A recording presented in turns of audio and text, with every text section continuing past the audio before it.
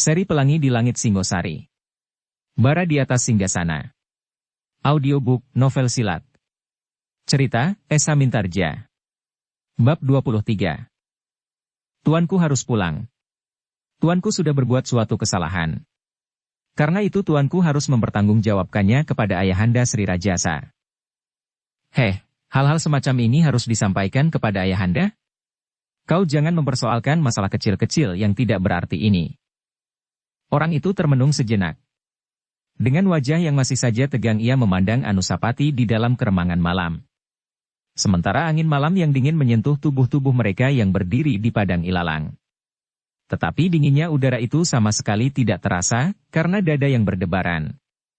Bahkan tubuh prajurit itu telah dibasahi oleh keringat yang mengembun di seluruh tubuhnya. Jika kau berbuat demikian, berkata Anusapati selanjutnya, itu berarti bahwa kau telah meremehkan Ayahanda Sri Rajasa.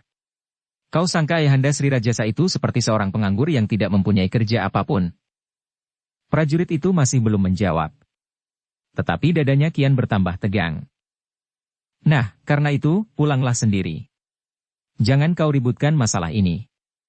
Anggaplah bahwa aku sekedar ingin memenuhi hasrat pemuasan rohaniah. Aku ingin mendengar suara yang tidak pernah aku dengar di istana. Gamelan yang betapapun merdunya, tidak akan dapat mengulang kembali gemericik air di sela-sela bebatuan itu. Prajurit itu masih merenung sejenak. Namun kemudian ia menggelengkan kepala sambil berkata, tidak tuanku. Betapa tuanku pandai menyusun kalimat-kalimat yang tuanku pergunakan sebagai alasan, tetapi sebaiknya tuanku pulang saja ke istana. Katakanlah semuanya itu kepada tuanku Sri Rajasa.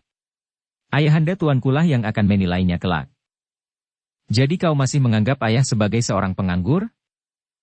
Terserahlah menurut penilaian tuanku. Tetapi hamba merasa bahwa hal itulah yang paling tepat harus aku lakukan. Kini Anusapatilah yang berdiam diri sejenak. Namun kemudian diangguk-anggukannya kepalanya. Katanya, kau memang seorang hamba yang baik. Hamba yang setia kepada tuannya. Apalagi apabila kau mendapat sekedar upah tambahan dari kesetiaanmu. Tuanku, wajah prajurit itu menjadi merah. Tuanku telah menghina hamba. Alangkah sakitnya mendapat penghinaan, desis Anusapati. Tetapi aku sudah menjadi kebal. Sebaiknya kau pun tidak usah bersakit hati. Tuanku, aku adalah seorang guru di hadapan muridnya. Penghinaan yang demikian sama sekali tidak wajar dan sangat menyakitkan hati. Aku, sebagai seorang putra mahkota pun sering mengalaminya. Aku pun menjadi sakit hati. Tetapi aku tidak pernah berbuat apa-apa. Sekarang, anggaplah bahwa kita masing-masing adalah seorang putra mahkota dan seorang prajurit. Aku dapat berbuat apa saja atasmu, sebagai seorang putra mahkota. Sebagaimana di dalam hubungan antara guru dan murid, aku harus tunduk kepadamu. Tuanku, orang itu menggeram. Hubungan antara guru dan murid tidak akan dapat ditanggalkan. Kali ini aku tidak mempergunakannya. Aku ingin menanggalkan sejenak. Aku adalah putra mahkota. Dengar hai prajurit. Pergilah dari tempat ini. Betapa kemarahan telah mencengkam dada prajurit itu. Kalau saja yang berdiri di hadapannya itu bukan putra mahkota, maka ia sudah tidak akan lagi mengekang diri.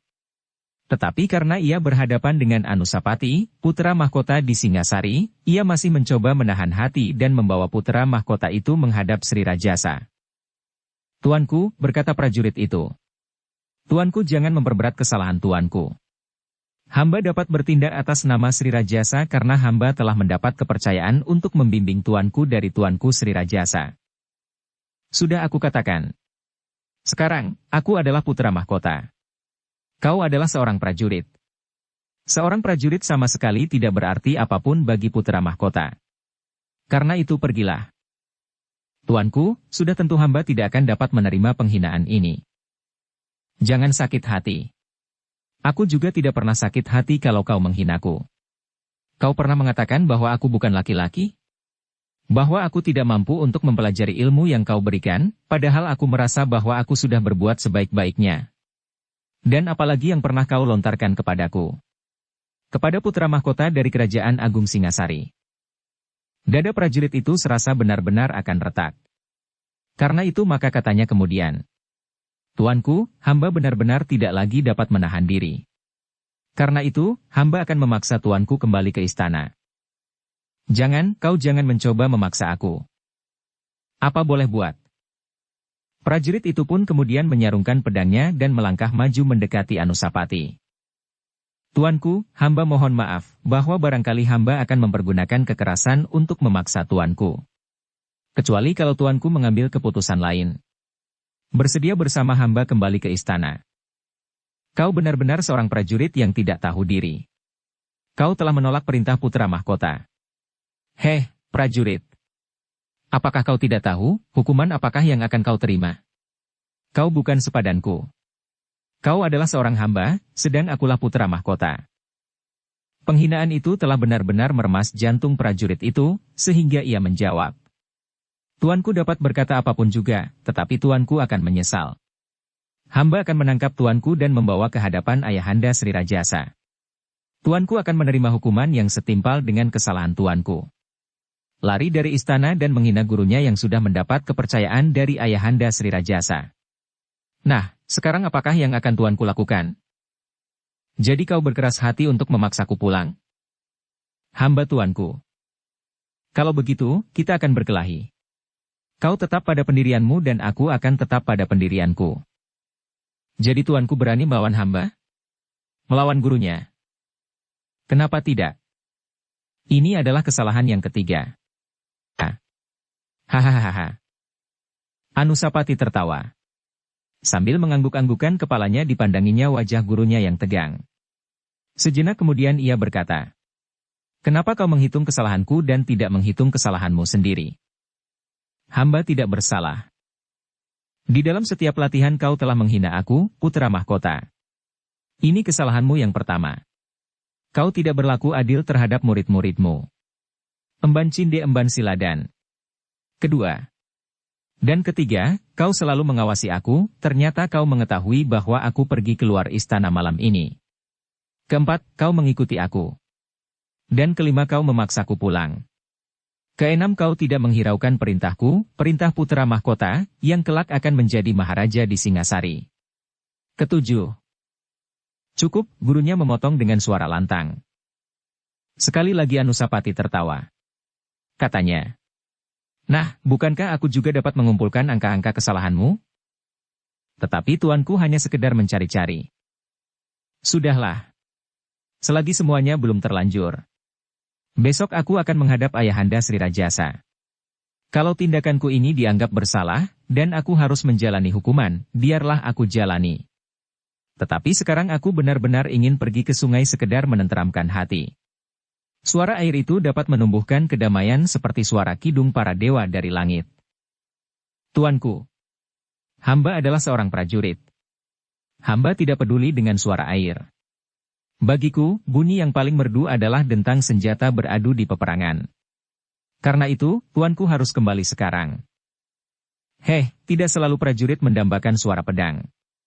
Prajurit yang lembut hati pun tidak kurang jumlahnya. Prajurit yang mengerti betapa merdunya lagu dan betapa indahnya warna. Tetapi hamba bukan termasuk prajurit yang demikian. Hamba minta tuanku kembali. Jangan membantah lagi. Aku perintahkan kau kembali. Jangan membantah putra mahkota. Tubuh prajurit itu menjadi gemetar. Selangkah ia maju. Ditatapnya wajah Anusapati dengan sorot mata yang membara. Tetapi Anusapati tidak beranjak dari tempatnya. Bahkan ia masih sampat tertawa. Katanya, apakah kau benar-benar akan memaksa aku? Seperti tuanku lihat. Hamba akan memaksa. Kalau tuanku melawan mungkin hamba akan mempergunakan kekerasan yang dapat menyakiti tubuh tuanku. Baiklah. Aku harus melayani. Aku akan mencoba melihat, apakah sebenarnya kau sudah pantas untuk menjadi seorang guru di dalam olah kanuragan. Dada prajurit itu serasa akan meledak. Tetapi ia tidak menjawab lagi. Selangkah demi selangkah ia mendekat. Ia sudah siap untuk menyerang Anusapati dan melumpuhkannya. Kemudian menyeretnya ke istana dan menyerahkannya kepada tuanku Sri Rajasa. Meskipun ia tidak berhasil menemukan kumpulan orang-orang yang akan menentang Sri Rajasa, tetapi Sri Rajasa sendiri akan dapat memaksa anak itu untuk berbicara.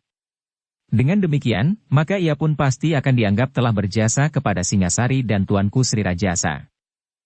Angan-angan itulah yang kemudian telah memaksanya untuk bertindak atas putra mahkota.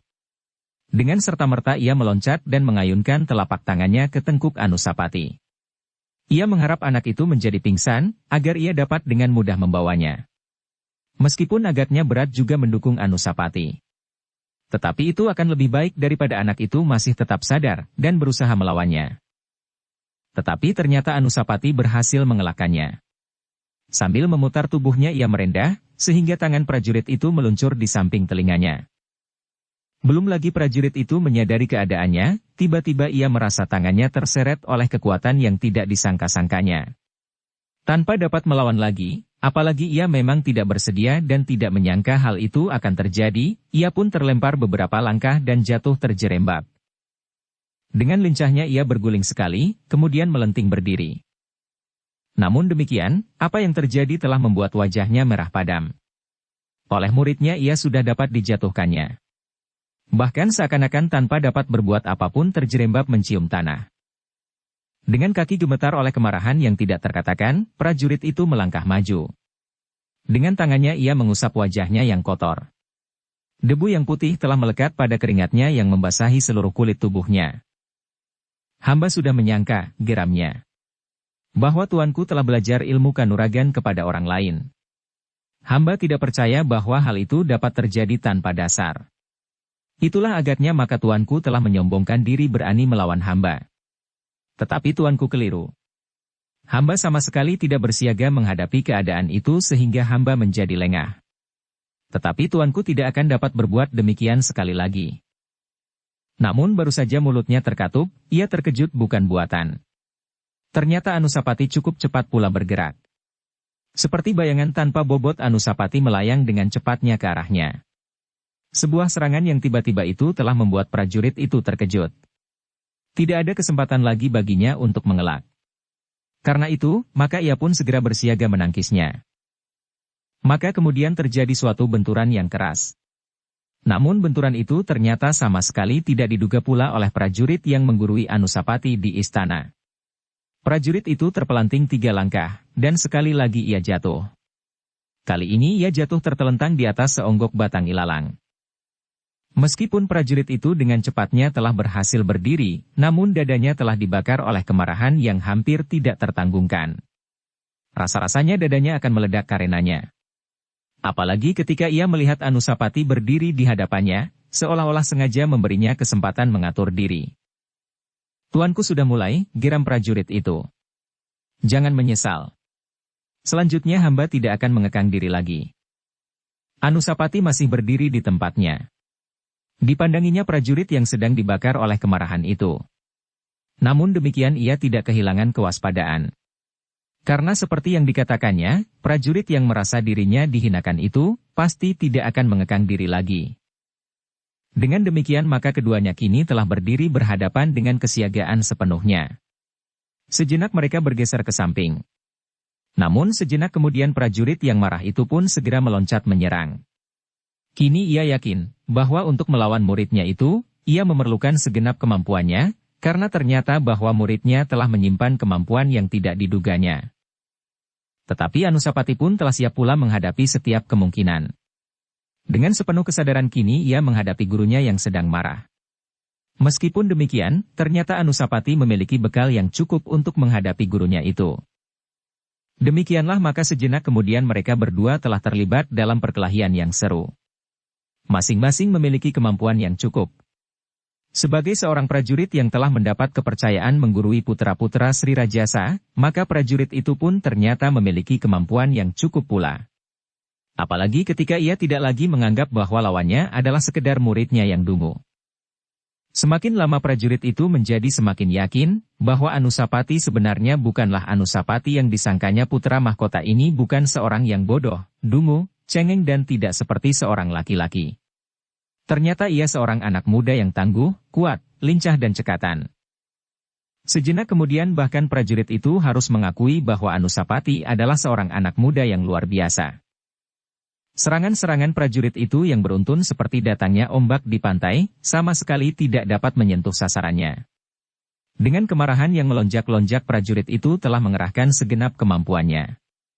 Bahkan ia telah sama sekali tidak berhasil menguasainya muridnya. Kini ia merasa bahwa ia berdiri berhadapan dengan seorang lawan yang tangguh. Setan manakah yang telah memberi anak ini ilmu yang demikian dahsyatnya, geram prajurit itu di dalam hatinya. Namun ia sama sekali tidak menunjukkan perasaannya, bahwa semakin lama ia menjadi semakin meragukan kemampuannya sendiri untuk dapat mengalahkan Anusapati. Telinganya serasa disentuh bara ketika ia mendengar Anusapati itu bertanya kepadanya sambil bertempur terus. "Bagaimana guru? Apakah aku cukup baik untuk menerima ilmu yang guru berikan ini, atau aku benar-benar seorang yang dungu dan cengeng?" "Persetan," ia menggeram. "Kalau terpaksa, hamba tidak akan menanggung akibatnya, apabila tangan hamba terlanjur melukai tuanku." Anusapati tidak menjawab, karena serangan prajurit itu menjadi semakin deras. Namun bagaimanapun juga ia masih selalu berhasil menghindarkan dirinya dan bahkan ketika tubuhnya telah mulai basah oleh keringat, maka serang-serangan balasannya mulai meluncur satu-satu. Dalam pada itu, selagi mereka berdua bertempur dengan serunya, ternyata masih ada sepasang mata lagi yang sedang memperhatikannya. Sebenarnya orang yang sedang menyaksikan perkelahian itu sudah mengikuti prajurit itu sejak dari istana di luar pengetahuan prajurit itu sendiri. Selagi prajurit itu mengikuti Anusapati, ia sudah mengikutinya pula. Tetapi ia tidak ingin segera mencampuri perkelahian itu. Ia yakin bahwa Anusapati pasti akan dapat mengatasi lawannya. Namun yang ia tidak mengerti, bagaimana cara Anusapati menyelesaikan perkelahian itu, dan bagaimana cara Anusapati untuk tetap menyembunyikan dirinya di dalam pergaulan istana. Karena itu, maka orang itu, yang tidak lain adalah Sumekar, justru bersembunyi di balik daun-daun ilalang, agar ia tidak mengganggu perkelahian yang sengit itu. Sekali-sekali Sumekar mengerutkan keningnya. Namun kemudian ia terpaksa tersenyum melihat prajurit yang sombong itu terpelanting dan jatuh berguling-guling. "Setan manakah yang telah memberi tuanku ilmu iblis ini?" bertanya prajurit itu sambil menyerang. "Bukankah aku muridmu?" sahut Anusapati. "Persetan," geram prajurit itu. "Tuanku Sirajasa pasti akan sangat marah mendengar akan hal ini. Tuanku pasti akan mendapat hukuman yang sangat berat. Bahkan orang yang telah memberi tuanku ilmu iblis ini." "Ayahanda Sirajasa tidak melihat," sahut Anusapati. "Apakah tuanku sangka, hamba tidak dapat mengatakannya? Tuanku akan hamba bikin pingsan. Apakah itu mungkin? Bahkan seandainya terpaksa tuanku mengalami nasib yang paling jelek pun hamba tidak akan mendapat hukuman." "Maksudmu?" Prajurit itu tidak segera menjawab. Tetapi ia menyerang semakin dahsyat. Meskipun demikian, ternyata bahwa ia tidak berhasil mengatasi kemampuan Anusapati. Dengan lincahnya Anusapati selalu mengelakkan diri dan kemudian menyerangnya dengan tiba-tiba. Pukulan-pukulan Anusapati terasa bagaikan sentuhan-sentuhan gumpalan besi di hampir seluruh tubuhnya. Tulang-tulangnya serasa menjadi retak dan kulit-kulitnya membengkak. "Gila. Anak ini agaknya sudah gila," berkata prajurit itu di dalam hatinya. Karena prajurit itu merasa bahwa ia tidak akan dapat mengimbangi kemampuan Anusapati, maka tidak ada jalan lain baginya kecuali mempergunakan senjatanya. Ia sudah tidak menghiraukan lagi, apakah dengan demikian ujung senjatanya dapat melukai dan bahkan membunuh putra mahkota. Hatinya telah benar-benar pepat oleh kemarahan yang tidak terkendali. Sejenak kemudian maka di tangan prajurit itu telah tergenggam pedangnya. Cahaya bintang-bintang di langit yang memantul pada daun pedang yang keputih-putihan itu berkilat-kilat di dalam keremangan malam. Dengan nada gemetar prajurit itu berkata tanpa menghiraukan adat tata pergaulan istana lagi. "Anusapati," katanya. "Ternyata kau memang seorang pengkhianat. Kalau aku terpaksa membunuhmu, maka aku pasti justru akan mendapat hadiah, dan Singasari sama sekali tidak akan kehilangan." "Heh," sahut Anusapati. "Ingat, aku adalah putra mahkota. Tidak ada jabatan apapun yang pantas bagi seorang pengkhianat. Apakah kau tidak sadar, bahwa perbuatanmu itu dapat menyeretmu ke dalam kesulitan?" "Sama sekali tidak. Aku bahkan akan mendapat anugerah." Anusapati mengerutkan keningnya. Dipandanginya daun pedang yang bergetar itu sejenak. Kini ia tidak boleh kehilangan kewaspadaan. Bagaimanapun juga, dengan senjata, di tangan prajurit itu pasti akan cukup berbahaya. Nah, sekarang bersiaplah untuk menyesali perbuatanmu yang bodoh. Anusapati menarik nafas dalam-dalam. Baiklah. Jadi kau hendak bersungguh-sungguh? Kau tidak menghiraukan lagi dengan siapa kau berhadapan. Dan bahkan kau sudah merencanakan suatu pembunuhan atas putra mahkota. Dengan demikian kau sudah menodai keputusan Ayahanda Sri Rajasa dan kau sudah tidak menghiraukan lagi kepentingan Singasari yang akan kehilangan putra mahkotanya. Apakah barangkali kau akan menggantikan menjadi putra mahkota itu? Persetan, geram prajurit itu. Kau memang harus mati. Prajurit itu tidak menunggu lebih lama lagi. Betapapun hatinya dibayangi oleh kemarahan dan kecemasan, namun ia masih merasa betapa putra mahkota itu selalu menghina dan menyakiti hatinya. Anak ini mencoba membalas sakit hatinya, berkata prajurit itu di dalam hati. Demikianlah maka sejenak kemudian prajurit itu sudah mulai menyerang kembali. Kali ini ia telah mempergunakan senjatanya. Dengan tanpa mengekang diri ia mengayunkan pedangnya berputaran. Agaknya ia telah benar-benar berhasrat mengalahkan Anusapati apapun akibatnya. Anusapati mundur selangkah. Prajurit itu agaknya benar-benar dapat menguasai senjatanya. Dengan tangkasnya ia mengangkat memutar dan menjulurkan pedang yang berkilat-kilat itu. Sejenak kemudian maka prajurit itu telah berhasil mendesak Anusapati yang terpaksa meloncat-loncat menghindari serangan itu. Ia sendiri sama sekali tidak membawa senjata apapun, karena dengan demikian ia pasti akan segera dicurigai orang di sekitar istana. Namun kini ia terpaksa menghadapi gurunya yang mempergunakan senjata pedang. Sumekar pun memperhatikan perkelahian itu dengan hati yang cemas. Ia melihat Anusapati yang selalu terdesak. Prajurit itu bagaikan membabi buta mengayun-ayunkan pedangnya. Namun sebenarnya lah bahwa ia memang sudah menguasai ilmu pedang dengan baik, sehingga pedangnya seolah-olah menjadi perisai yang melingkari dirinya. Dengan demikian, maka kesempatan Anusapati untuk menyerang menjadi semakin sempit. Lindungan pedang itu terlampau rapat. Sehingga untuk sejenak, Anusapati masih selalu terdesak.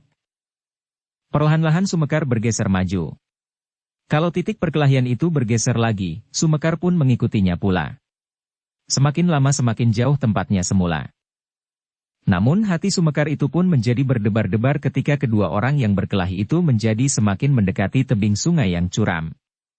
Keduanya sama sekali tidak sempat lagi menghiraukan di mana dan kemana mereka bergeser.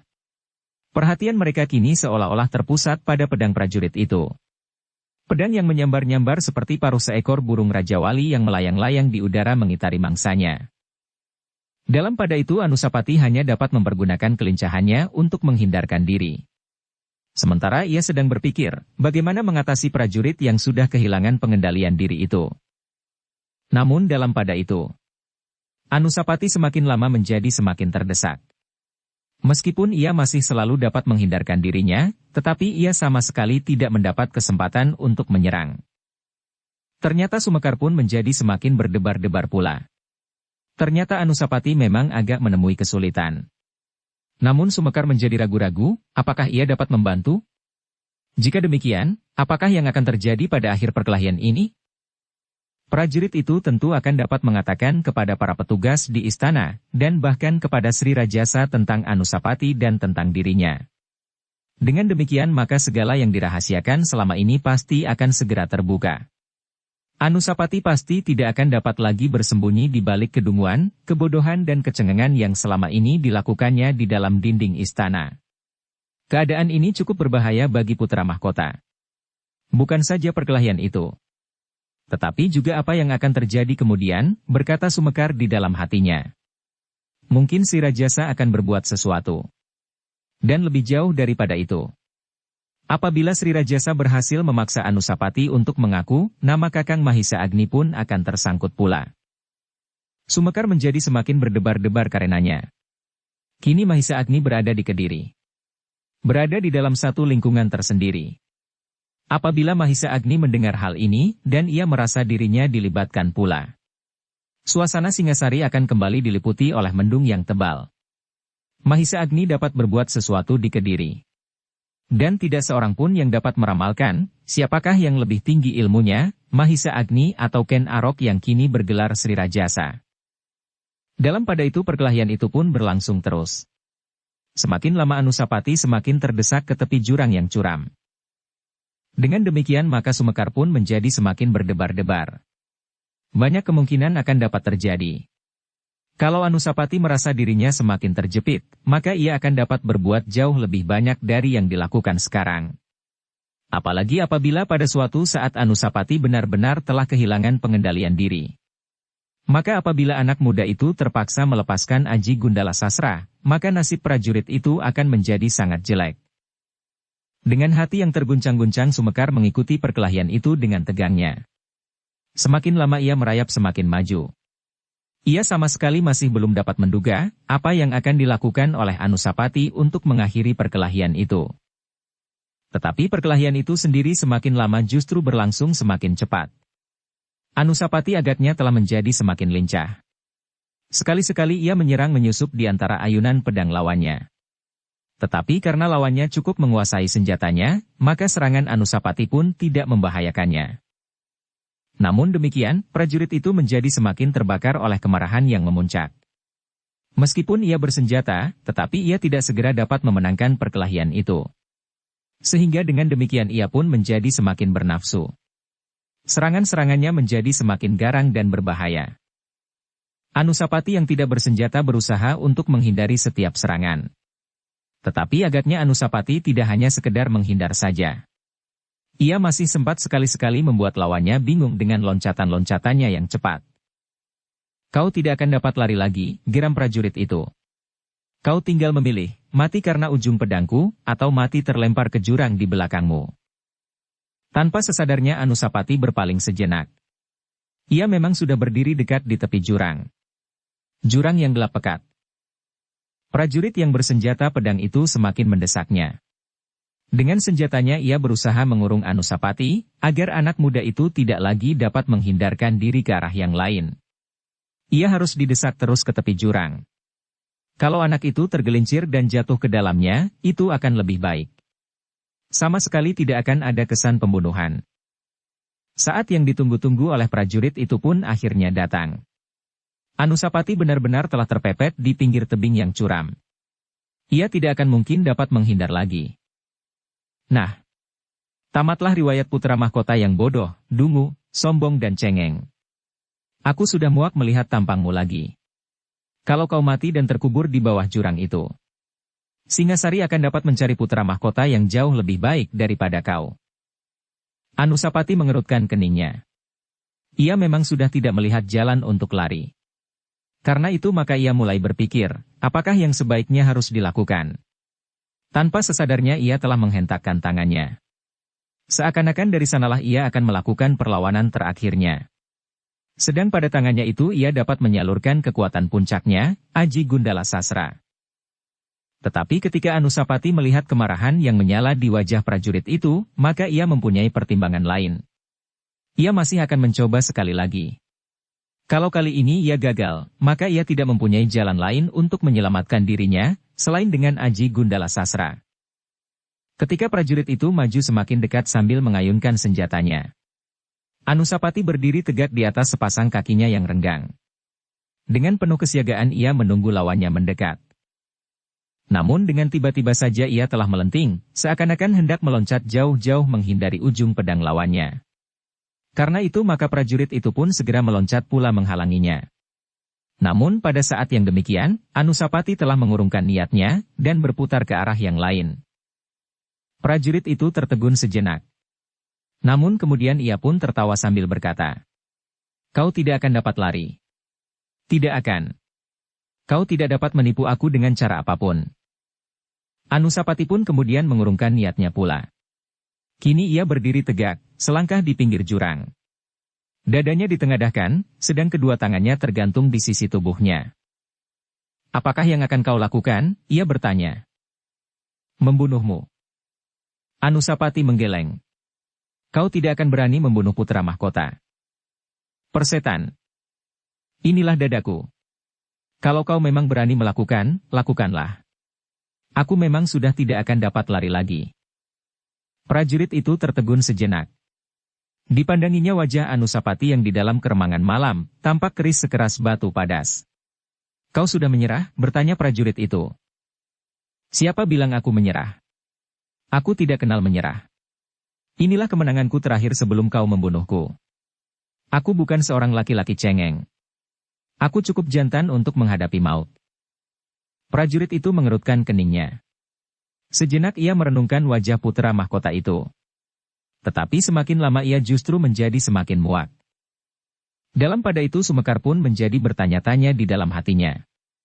Apakah yang akan dilakukan oleh putra mahkota itu? Kalau ia merasa bahwa ia sudah tidak akan mampu menghadapi lawannya, ia pasti akan sampai pada cara pembelaan diri yang terakhir, yaitu Aji Gundala Sasra yang dapat membuatnya menjadi manusia yang mempunyai banyak kelebihan dari manusia kebanyakan, karena dengan latihan-latihan dan pemusatan pikiran ia mampu membangunkan semua kekuatan cadangan yang ada di dalam dirinya. Dengan Gundala Sasra, Anusapati pasti akan jauh lebih lincah.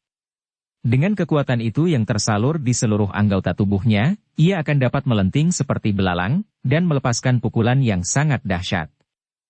Batu-batu pun akan pecah berserakan, apalagi tubuh manusia yang tidak melambari dirinya dengan kekuatan yang seimbang. Tetapi agaknya Anusapati masih belum sampai kepada ajinya itu. Meskipun Sumekar sadar bahwa putra mahkota masih mempunyai pertimbangan lain, namun ia menjadi berdebar-debar pula. Anusapati pasti mempunyai perhitungan sendiri. Tetapi kalau perhitungan itu salah, maka keadaannya sudah menjadi kian berbahaya. Sedang kesempatan pun menjadi kian lama kian sempit. Selangkah di belakang Anusapati adalah jurang yang dalam menganga di dalam kegelapan yang pekat. Meskipun karena kelamnya malam tidak seorang pun yang dapat melihat jauh ke dalam jurang itu, tetapi Sumekar yang sering menuruni tebing itu untuk berlatih bersama Anusapati mengerti bahwa di bawah tebing itu banyak terdapat batu-batu padas yang tajam menjorok di sisi dan di dasar jurang. Sumekar menahan nafasnya ketika ia melihat prajurit itu maju setapak demi setapak. Perlahan-lahan sekali seperti seekor kucing yang mengintai tikus. Pedangnya yang tajam berkilat-kilat bergetar di tangannya. Kadang-kadang pedang itu bergerak-gerak, namun kemudian lurus-lurus mengarah kepada Anusapati. Sejenak kemudian terdengar prajurit itu menghentak sambil berteriak nyaring. Pedangnya lurus-lurus terjulur ke depan menusuk langsung mengarah ke pusat jantung Anusapati. Saat itulah yang ditunggu oleh Anusapati. Tepat pada saat pedang itu mematuk, ia pun dengan cepatnya, secepat gerak ujung pedang itu mencondongkan tubuhnya ke samping, sambil merendah. Dengan demikian, maka ujung pedang itu sekali tidak menyentuh dadanya. Meskipun demikian, ternyata untuk menghindarkan diri sepenuhnya dari hujaman pedang dari jarak yang pendek itu sangatlah sulit.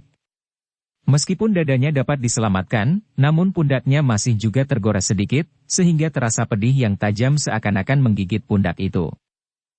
Anusapati mengeluh tertahan. Namun ia tidak sempat meraba lukanya karena sejenak kemudian pedang itu telah ditarik oleh prajurit itu dan terayun deras sekali ke lehernya. Sekali lagi Anusapati harus bergerak cepat sekali. Dengan serta-merta ia menjatuhkan dirinya justru ke arah lawannya. Kemudian dengan sebuah hentakan ia menarik satu kaki prajurit itu.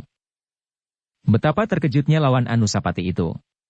Tertarik oleh ayunan pedangnya sendiri, serta keseimbangannya yang tiba-tiba saja terganggu karena kakinya yang tidak dapat dipertahankannya lagi tanpa diduga-duganya, maka prajurit itu pun seakan telah didorong ke samping. Tanpa dapat berbuat sesuatu, ia pun terjatuh di tanah dan berguling sekali. Adalah mengerikan sekali, bahwa ia justru terguling mendekati mulut jurang yang menganga. Dengan sekuat tenaganya prajurit itu menahan dirinya. Dihunjamkannya pedangnya di tanah. Kemudian dengan tangkasnya ia melenting berdiri. Tetapi ada sesuatu yang tidak diperhitungkannya. Tanah yang diinjaknya adalah tanah yang rumpil. Oleh tusukan pedangnya dan kemudian injakan kaki, maka bibir jurang itu tiba-tiba saja menjadi retak. Saat yang demikian itulah yang sebenarnya ditunggu oleh Anusapati. Tetapi ketika kesempatan itu datang, ia menjadi ragu-ragu. Kalau ia berguling sekali mendekat, kemudian dengan ujung jari kakinya ia menyentuh tubuh prajurit itu, maka ia pasti akan segera terlempar ke jurang yang dalam dan kelam itu. Tetapi Anusapati tidak dapat melakukannya. Bahkan tiba-tiba saja ia serasa membeku di tempatnya. Ia masih berbaring di tanah, bertahan dengan sikunya sambil memandang prajurit yang kini telah berdiri. Namun di dalam keraguan-raguan itu ia sadar. Waktunya hanya sekejap. Kalau yang sekejap ini tidak dipergunakannya, maka keadaan akan segera berubah. Mungkin ia sendirilah yang nanti akan terlempar ke dalam jurang yang dalam itu. Tetapi, selagi Anusapati menimbang-nimbang, maka wajahnya pun menegang. Darahnya serasa berhenti mengalir. Dengan serta-merta ia berdiri tegak di atas kedua kakinya. Namun Anusapati tidak sempat berbuat apa-apa, meskipun ia masih mencoba menjulurkan tangannya tanpa disadarinya. Ia melihat tiba-tiba saja tubuh prajurit itu seolah-olah terguncang. Kemudian ia mencoba membuat keseimbangan dengan memutar tangannya di sampingnya. Namun sejenak kemudian prajurit itu seakan-akan telah terseret oleh tanah yang diinjaknya. Ternyata tanah yang retak itu menjadi runtuh. Prajurit yang berdiri di atasnya itu pun tidak lagi sempat menyelamatkan diri. Sesaat kemudian terdengar pekik yang mengerikan melontar dari kegelapan. Semakin lama semakin jauh, semakin jauh. Oh, Anusapati berpaling sambil menutup wajahnya. Seolah-olah ia melihat bagaimana prajurit itu melayang menukik ke dalam jurang yang dalam, penuh dengan batu-batu pada siang runcing. Sesaat kemudian suara jerit yang mengerikan itu pun terputus. Gemanya masih terdengar menyelusur tebing. Namun kemudian malam terlempar kembali ke dalam kesenyapan yang mengerikan. Anusapati masih berdiri di tempatnya. Perlahan-lahan ia membuka wajahnya. Tetapi ia tidak melihat sesuatu selain keremangan malam, bintang-bintang di langit dan dedaunan di sekitarnya yang seolah-olah menjadi hitam pula. Aku tidak menghendakinya, ia berdesis perlahan-lahan. Terbayanglah di rongga mata Anusapati, tubuh prajurit itu terkapar di dasar jurang, terhunjam pada ujung-ujung batu padas. Sepercik air telah menyapu darahnya yang memerah kehitam-hitaman. Dan tubuh itu sama sekali sudah tidak akan dapat dikenal lagi. Hancur seperti sebuah belanga yang jatuh di atas batu-batu hitam. Sejenak Anusapati membeku. Angin malam yang lembut tidak terasa lagi mengusap tubuhnya yang basah oleh keringat. Orang itu tentu sudah mati, ia berdesis kepada diri sendiri. Anusapati terkejut ketika ia mendengar jawaban lirih di belakangnya. Ya, ia pasti sudah mati. Tidak akan ada manusia yang sempat apabila ia terlempar ke dalam jurang itu. Apalagi sama sekali tidak menyangka dan digelapnya malam seperti ini. Tetapi Anusapati pun segera mengenal suara itu pula suara Sumekar. Sehingga karena itu, ia pun segera berpaling sambil berkata, "Ya Paman, aku tidak sengaja membunuhnya." Sumekar tersenyum. Ia bukan anak-anak lagi, sehingga ia dapat mempertimbangkan apa yang sudah terjadi. Karena itu ia berkata, "Tetapi bukankah tuanku sudah memperhitungkan bahwa hal itu akan terjadi? Dalam keadaan yang memaksa, tuanku masih mencoba bertahan dengan kekuatan wajar, justru di tepi jurang. Dengan demikian tuanku masih tetap berada di dalam kesadaran sepenuhnya. Kalau tuanku menjadi gelisah, cemas apalagi bingung, maka tuanku pasti akan segera mempergunakan kekuatan tertinggi yang ada di dalam diri tuanku." Tetapi ia terseret oleh tanah yang retak itu. Sumekar memandang Anusapati sejenak. Lalu katanya, "Bukankah terkilas di dalam angan-angan tuanku, bahwa pada suatu saat, prajurit itu akan terlempar ke dalam jurang karena kesalahannya sendiri? Dan bukankah tuanku telah berusaha memancingnya? Meskipun hamba tahu, di saat terakhir tuanku menjadi ragu-ragu. Tuanku sama sekali tidak berbuat apa-apa untuk mendorongnya terjerumus ke dalam jurang." Anusapati tidak dapat mengingkari lagi. Kepalanya pun kemudian terangguk kecil. Jawabnya, "Ya, aku memang menghendaki demikian. Tetapi seperti katamu, di saat terakhir aku ragu-ragu, sehingga aku tidak menyerangnya sama sekali, selagi ia berdiri tepat di bibir jurang itu. Seandainya ia tidak tergelincir oleh tanah yang retak, mungkin aku akan berbuat lain."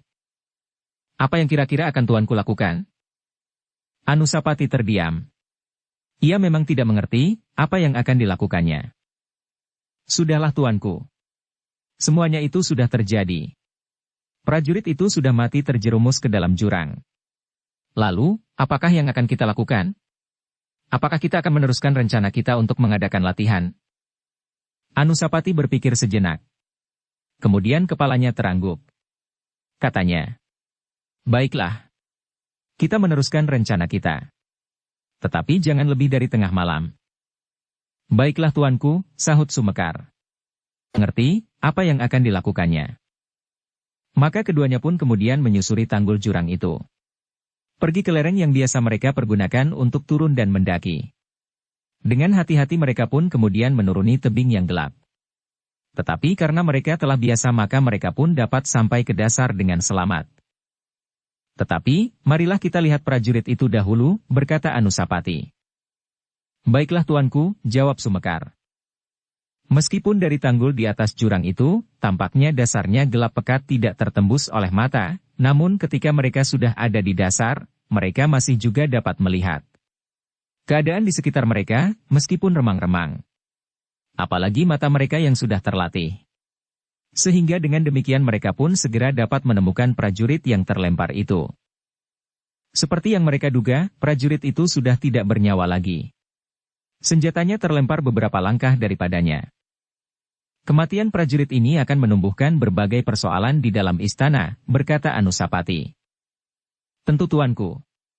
Ia pasti akan dicari. Tidak mungkin ia begitu saja pergi dari istana tanpa sebab dan tanpa memberitahukan kepada siapapun juga. Anusapati merenung sejenak.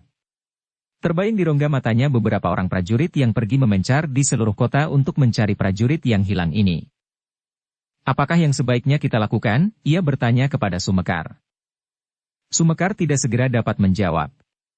Ditatapnya saja mayat terbujur di atas batu-batu padas. Apakah kira-kira akan ada 1 atau 2 orang yang sampai ke tempat ini? Tempat ini jarang sekali dirambah kaki manusia tuanku. Tetapi bagaimanapun juga kemungkinan itu tetap ada. Bagaimana dengan binatang buas yang terdapat di gerumbul-gerumbul di sepanjang lereng ini? Bukankah masih ada 1-2 ekor harimau yang sering menyelusuri sungai ini mencari minum? Sumekar masih belum menyahut. Anusapati pun kemudian menarik nafas dalam-dalam. Perlahan-lahan ia melangkah memungut pedang prajurit yang telah mati itu. Tuanku, berkata Sumekar. Sebaiknya pedang itu dimasukkan kembali ke dalam sarungnya. Kenapa? Biarlah kesan yang terdapat pada kematian ini, sekedar kecelakaan. Anusapati mengerutkan keningnya sejenak. Lalu, baiklah. Aku mengerti. Tetapi, marilah, berikanlah kepada hamba. Anusapati ragu-ragu sejenak. Tetapi pedang itu pun diberikannya kepada Sumekar. Hamba akan mencucinya lebih dahulu. Ujung pedang ini bernoda darah dari pundak tuanku. Kalau ada orang yang menemukannya, maka ia akan segera menghubungkannya dengan luka itu. Pedang ini dan luka di pundak tuanku, Sumekar berhenti sejenak, lalu, apalagi adinda tuanku Tojaya pasti akan dapat mengatakan bahwa hubungan tuanku dengan pelatih tuanku ini agak kurang baik. Anusapati mengangguk-anggukan kepalanya. Tetapi tanpa hubungan apapun, pasti tidak akan seorang pun yang akan mencari kesalahan ini kepada tuanku. Tuanku adalah seorang murid yang bodoh. Sudah tentu tuanku tidak akan dapat berbuat apa-apa. Namun tuanku harus menyediakan jawaban, kenapa pundak tuanku terluka. Aku akan menjatuhkan diriku dari sebatang pohon. Sumekar mengerutkan keningnya. Menjatuhkan diri dari sebatang pohon tidak akan menimbulkan luka-luka semacam itu. Pundak Anusapati seakan-akan telah tersobek, meskipun tidak begitu dalam. Agaknya Anusapati dapat menduga keraguan-raguan di hati Sumekar, sehingga karena itu ia menjelaskan. Aku akan memanjat sebatang pohon yang tidak perlu terlampau tinggi. Aku akan mematahkan sebatang ranting dan mengusap ujung potongan itu dengan darah. Sumekar mengangguk-angguk. Tetapi ia berkata, apakah besok pagi darah di pundak tuanku masih juga mengalir? Aku dapat menggoresnya sedikit, dan luka ini akan berdarah lagi. Sumekar masih mengangguk-anggukan kepalanya. Memang hal itu dapat dilakukan untuk menghilangkan kesan yang dapat menghubungkan hilangnya pelatih tuanku dengan luka itu. Anusapati tidak menyahut. Meskipun masih terbayang keraguan-raguan di wajahnya, namun ia tidak mempunyai cara yang lebih baik dan aman dari rencananya itu. Sumekar pun kemudian mencuci pedang prajurit yang telah mati itu. Setelah dikeringkannya, maka pedang itu pun disarungkannya kembali dengan hati-hati untuk menghilangkan kesan bahwa prajurit itu telah bertempur dengan seseorang sehingga ia telah mempergunakan senjatanya. Setelah semuanya selesai, maka Sumekar pun berkata, sudah selesai tuanku. Mudah-mudahan seandainya seseorang menemukannya orang itu tidak mencurigai siapapun lagi. Anusapati mengangguk-anggukan kepalanya. Mudah-mudahan, katanya. Sekarang, apakah kita akan berlatih? Anusapati termenung sejenak. Tiba-tiba saja gairah untuk berlatih serasa begitu saja telah lenyap, sehingga jawabnya. Aku menjadi malas paman. Bagaimana dengan kau? Terserahlah kepada tuanku. Hamba hanya sekedar melayani. Hatiku tidak setenang malam-malam lampau karena peristiwa ini. Aku memang merasa bersalah, bahwa aku kurang berhati-hati. Prajurit itu agaknya mencurigai aku sejak latihan di siang hari sehingga timbul niatnya untuk mengawasi aku. Apalagi aku menjadi lengah sehingga ia berhasil mengikuti aku sampai ke pinggir kota. Aku baru sadar ketika aku sudah sampai di luar kota. Tetapi aku tidak segera mendapat kesempatan untuk menghindarinya. Akhirnya ia sampai ke pinggir jurang itu. Hamba juga mengikutinya, berkata Sumekar. Dan hamba juga tidak berhasil menemukan cara untuk mencegahnya. Kalau saja hamba dapat memisahkannya dari tuanku, ia tidak akan mengalami nasib seburuk ini. Tetapi yang pertama-tama terlintas di kepalaku. Bagaimana aku harus menyembunyikan diri setelah ini? Itulah yang mendorongku untuk memancingnya ke pinggir jurang, meskipun ternyata kemudian aku ragu-ragu dan bahkan kini aku menyesal sekali. Sudahlah. Memang sebaiknya kita urungkan latihan hari ini. Kita kembali ke istana untuk menenangkan hati. Terutama tuanku. Baiklah paman. Kita tidak akan dapat memusatkan pikiran kita pada latihan ini. Karena itu, memang sebaiknya kita kembali ke istana. Aku harus melukai diriku pada lukaku ini sebelum orang-orang di dalam istana, terutama kawan-kawan prajurit itu mencarinya. Demikianlah maka keduanya ternyata telah mengurungkan niat mereka untuk mengadakan latihan. Mereka pun segera bersikap untuk kembali ke istana. Ketika Anusapati memasuki bangsalnya, ia masih melihat embanya duduk menunggunya. Ketika ia melihat Anusapati datang, maka dengan tergopoh-gopoh ia menyongsongnya sambil berdesis. Pakaian tuanku telah hamba sediakan. Berikan pakaian itu kepada hamba, supaya segera hamba simpan. Pakaian ini ternoda darah bibi. Heh, apakah tuanku cedera di dalam latihan? Hus, desis Anusapati. Jangan sebut-sebut itu. Besok kau akan mengerti apa yang telah terjadi. Tetapi ingat. Selama ini aku percaya kepadamu meskipun kehadiranmu di sini membawa tugas-tugas tertentu. Kalau ada orang yang mengetahui apa yang sebenarnya telah terjadi, maka leherku pasti akan menjadi taruhan. Kenapa? Semuanya terjadi di luar kehendakku sendiri. Emban itu tidak bertanya lagi. Ia sadar bahwa Anusapati tidak ingin mengatakan hal itu sekarang. Karena itu, maka ia pun mencoba untuk bersabar sampai besok. Di pagi-pagi benar, Anusapati sudah keluar dari bangsalnya. Di dalam taman, di hadapan beberapa juru taman, ia memanjat sebatang pohon sawo. Apakah yang akan tuanku ambil? Bertanya Sumekar. Jamur kenanga, sahut Anusapati. Biarlah hamba yang mengambil untuk tuanku, berkata Sumekar pula, yang disahut oleh yang lain. Tuanku, pepohonan masih terlampau licin. Kenapa tidak siang nanti, atau tuanku menitahkan hamba untuk memanjat? Jamur kenanga tidak dapat diambil oleh orang lain. Hamba ambil untuk tuanku. Hanya mereka yang melihat dapat mengambilnya. Apakah kalian dapat melihat? Beberapa orang juru taman itu saling berpandangan. Seorang yang berkumis putih bertanya. Apakah yang tuanku maksud dengan jamur kenanga? Nah, kau tidak tahu apa yang akan kau ambil seandainya kau yang akan memanjat ke atas. Juru taman itu tidak menyahut. Tetapi ia menjadi berdebar-debar. Batang sawo itu masih basah oleh embun.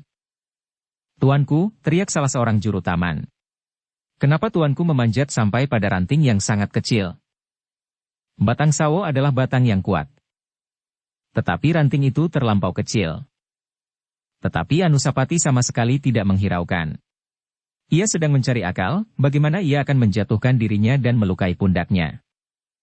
Dalam pada itu para juru taman yang melihatnya menjadi semakin berdebar-debar. Salah seorang berteriak.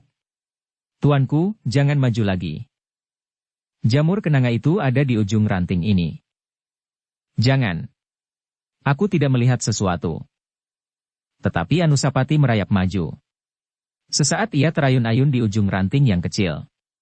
Betapa kuatnya ranting batang sawo, tetapi ranting itu memang terlampau kecil. Sejenak kemudian, hampir setiap mulut terpekik, ketika mereka mendengar ranting itu retak. Kemudian Anusapati terayun sejenak, lalu seakan-akan ia terlempar bersama ranting kecil yang masih dipeganginya. Untunglah bahwa ranting itu tidak begitu tinggi, sehingga dengan demikian, maka Anusapati pun tidak mendapat cedera meskipun untuk beberapa lama ia terbaring sambil menyeringai menahan sakit dikerumuni oleh para juru taman yang melihatnya. "Di manakah yang sakit tuanku?" bertanya seorang juru taman yang telah ubanan. Anusapati menggelengkan kepalanya. "Tidak apa-apa," desisnya. "Tetapi punggung tuanku pasti sakit, atau barangkali tangan tuanku?" bertanya yang lain. Sekali lagi Anusapati menggeleng. "Tidak apa-apa." "Tetapi darah itu," berkata Sumekar gugup. "Oh, darah," sahut yang lain. Perlahan-lahan Anusapati bangkit dan duduk di tanah. Dirabanya pundaknya. Kemudian dilihatnya tangannya merah oleh darahnya yang melelah dari luka. "Heh, kenapa terluka di pundak?" desis seseorang. "Ujung ranting yang patah itu," sahut Anusapati. Jadi, apakah hamba harus mengatakannya kepada ayahanda atau kepada ibunda tuanku Permaisuri atau kepada tabib istana?" Anusapati menggelengkan kepalanya. "Tidak usah. Aku tidak apa-apa. Luka ini tidak parah." "Lalu, apakah yang dapat hamba lakukan?" "Panggillah Bibi Emban," berkata Anusapati kepada Sumekar. "Dan suruhlah ia membawa kain yang bersih."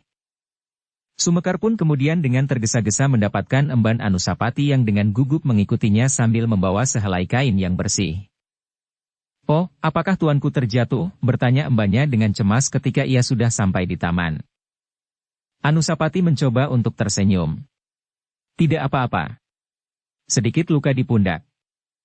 Dengan tangan gemetar embannya membersihkan luka di pundak itu dengan kain yang bersih.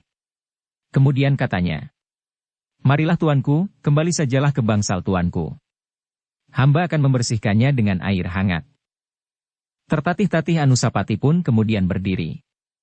Seorang juru taman melangkah maju sambil bertanya, "Apakah hamba diperkenankan membantu tuanku sampai ke bangsal?" Anusapati menatapnya. Katanya, "Terima kasih. Tetapi tidak usah. Nanti orang lain mengira aku terluka parah. Jadi, biarlah aku pergi sendiri." Juru taman itu masih juga ragu-ragu. Tetapi Anusapati berkata pula, "Aku dapat berjalan sendiri. Terima kasih atas perhatian kalian." Juru taman itu menarik nafas. Ketika Anusapati melangkah, ia mengikuti di belakangnya.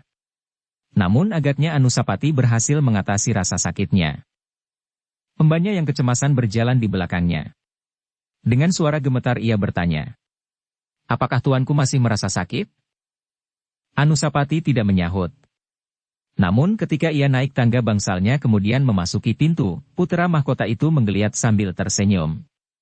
"Tidak begitu sakit." Emban itu berdiri keheranan. "Ambillah air panas," berkata Anusapati sambil duduk di atas pembaringan di dalam biliknya. Embannya tidak begitu mengerti apa yang sebenarnya terjadi. Tetapi ia pun pergi dengan tergesa-gesa mengambil air panas. Bersambung ke bab 24. Dukung kami dengan subscribe, follow, like, komen dan share. Terima kasih.